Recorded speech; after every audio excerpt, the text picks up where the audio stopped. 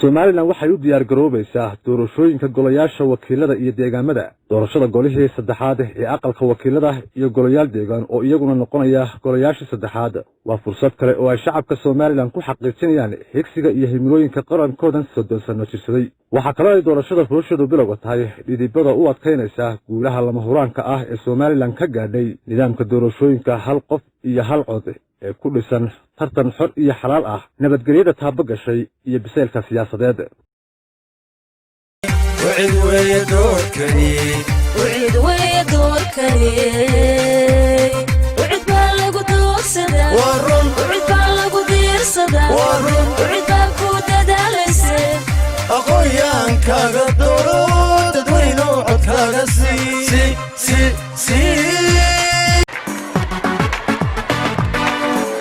wadani hooda laada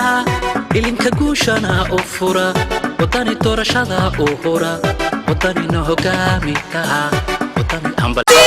musabihi siya adkasiya musabihi siya adkasiya musabihi siya adkasiya komishanka doorashooyinka qaranku isagoo si madax banaan u gudanaya waajibaadkiisa sharci ee ku xusan xeer lambar 730/2007 xeer lambar 20/2001 iyo xeer lambar 20/2/2005 waxa maanta oo taariikhdu tahay 23 bisha 8aad 2020 komishanka doorashooyinka qaranka uu soo saaray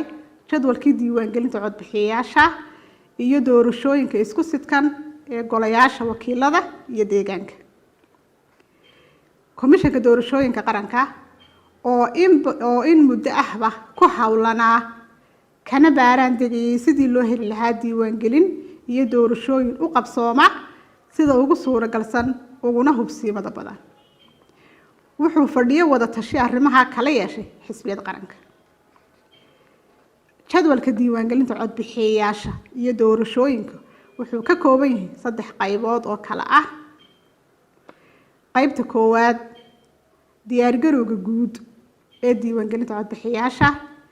qaybta labaad qabsoomida diiwaangelinta codbixiyayaasha, qaybta saddexaad diyaarinta iyo qabashada doorashooyinka golaha wakiilada iyo golayaasha deegaanka ee isku sidkan.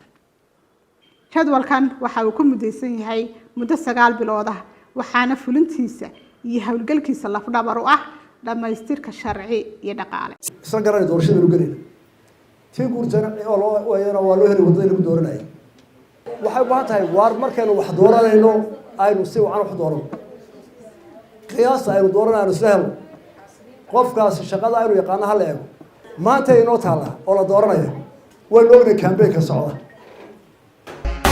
ninkii oo haweyn hogaanka dalko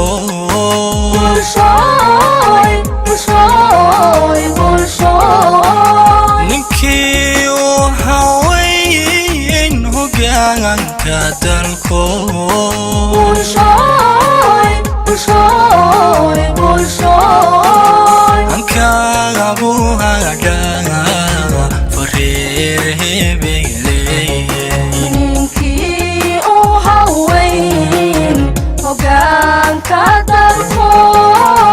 anka buhaga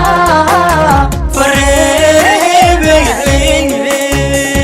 marka dib loogu noqdo sooyaalka taariikheed ee fog ee doorashooyinka jamhuuriyadda Somaliland waxa ay ka soo bilaamaysaa waqti ku beegan sanadkii 1959 markaas oo maxkamada Ingiriisku qabatay doorasho baarlamaan oo ahayd tii ugu horeysay ee ka dhacday geyga Somaliland. doorashadaasi oo dhacday 18 bishii Maarch sanadkii 1959 waxa ku tartamay xisbiyo badan oo xilligaas dhisnaa waxaana kuraastii ugu badnayd helay xisbigii NUF oo ka tirsanaa ilaa 5 xisbi siyaasadeed oo ay hogaaminayeen siyaasiyiin ka soo jeeda Somaliland. doorashadaasi oo asaas u ahayd inta la og yahay doorashooyinkii dalka laga qabtay sooyaalka taariikheed waxaa natiijadeeda qaadacay xisbigii SNL oo u arkay in laga gacan bidixeeyay. waxaana mar kale doorasho baarlamaan la qabtay bishii February ee sanadkii 1960 taasoo aqlabiyadda baarlamaankii markaasi la doortay uu ku guuleystay xisbigii SNL ee qaadacay doorashadii hore kaasoo helay 20 ka mid ah 33 kursi ee uu baarlamaankaasi ka koobnaa. xisbigii USP ayaa isaguna 12 kursi helay halka xisbigii NUF uu helay hal kursi oo kaliya taasina waxa ay suurto gelisay dastuur cusub iyo weliba haykal dawladnimo oo markaasi la aloosay sanadkii 1964 ilaa 69 waxaa deegaamada Soomaaliland ka dhacay laba doorasho oo lagu dooranayay baarlamaankii dawladda Soomaaliyeed ee ka dhalatay Israaciil Soomaaliland iyo Soomaaliya ee 1960 abuurmay labaatankii labada geesood midiladnaata labaatankii labada geesood midiladnaate lurtii gumaysiga geder kulaale lurtii gumaysiga geder kulaale laydhkuno iftiime laydhkuno iftiime laydhkuno iftiime laydhkuno iftiime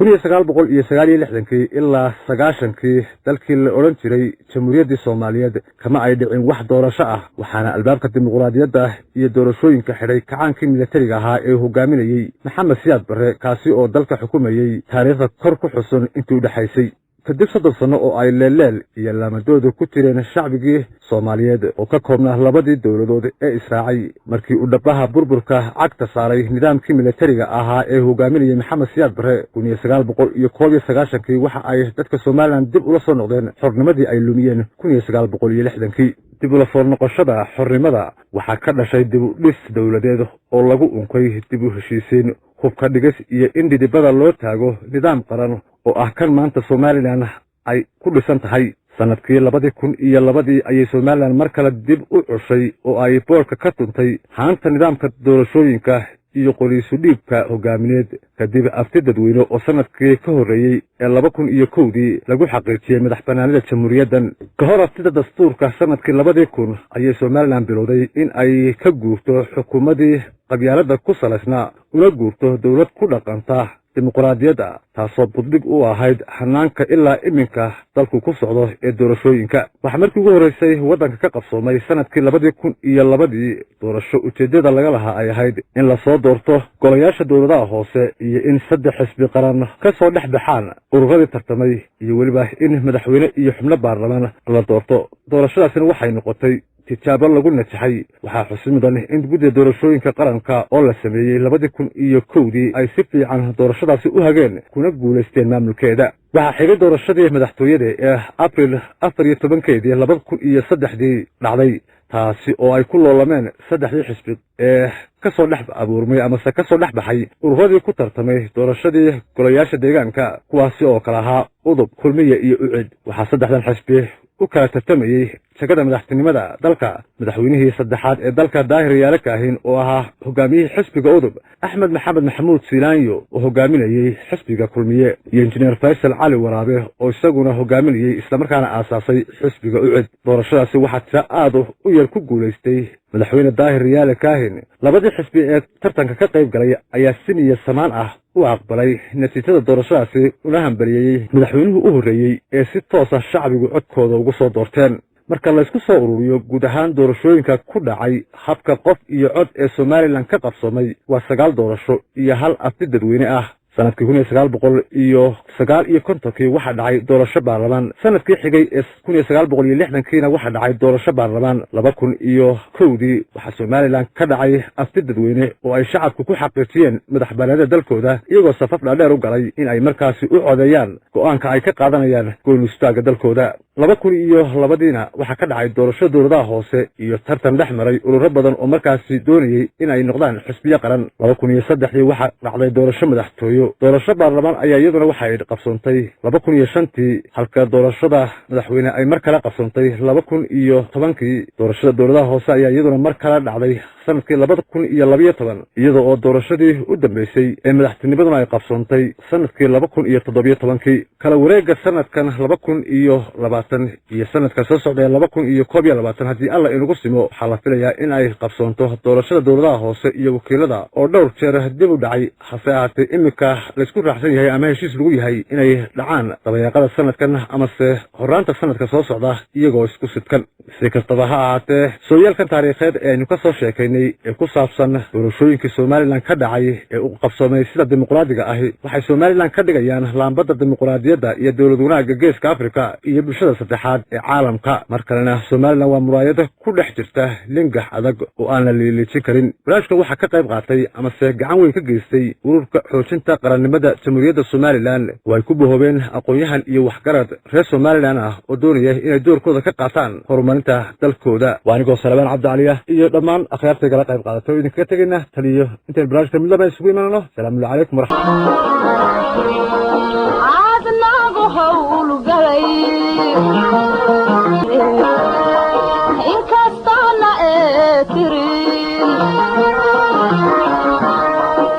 balkoodu wuxuu yahay ama lagu xasuuste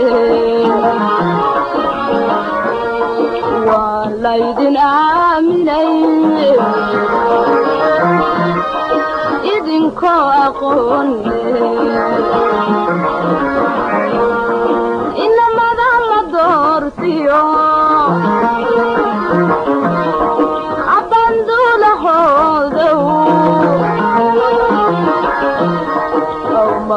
xilkeediyo